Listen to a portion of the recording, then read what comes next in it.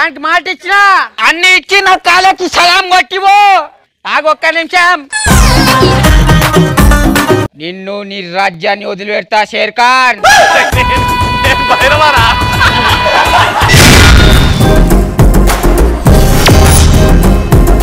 Mitravinda